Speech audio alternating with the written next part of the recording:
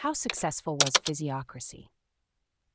If you're curious about the impact and success of Physiocracy, an economic theory that emerged in 18th century France, let's break it down. Physiocracy, founded by François Quesnay, was a radical departure from the prevailing mercantilist ideas of the time. Mercantilism focused on accumulating gold, protective tariffs, and colonial expansion, whereas Physiocrats believed that real wealth came from the land, specifically through agriculture. One of the key successes of Physiocracy was its influence on later economic thought. It laid the groundwork for classical economics, particularly the work of Adam Smith. Smith's seminal work, The Wealth of Nations, incorporated several physiocratic principles, such as the importance of agriculture and the concept of the invisible hand guiding economic activity. This shows that physiocratic ideas had a lasting impact on the development of economic theory. Physiocrats also advocated for a laissez-faire policy, which meant minimal government intervention in economic affairs. This idea was revolutionary and contributed to the development of market liberalism.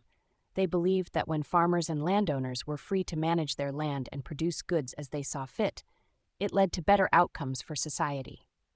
The concept of the Tableau économique, economic table, by Quesnay was another significant contribution. This table illustrated the circular flow of wealth within the economy, showing how agricultural surplus flowed to landlords and then to other sectors, highlighting the interconnectedness of different economic sectors. However, Physiocracy faced several criticisms and limitations. Critics argued that the theory had a narrow focus on agriculture, ignoring the importance of other sectors like manufacturing and services. The idea that only agricultural labor created value was seen as overly simplistic.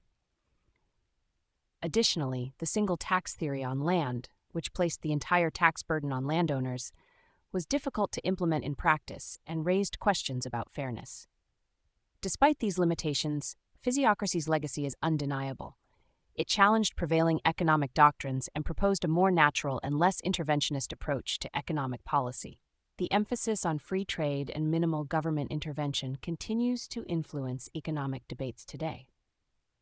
In summary, while Physiocracy as a movement was relatively short-lived, its ideas had a profound impact on the development of economic thought.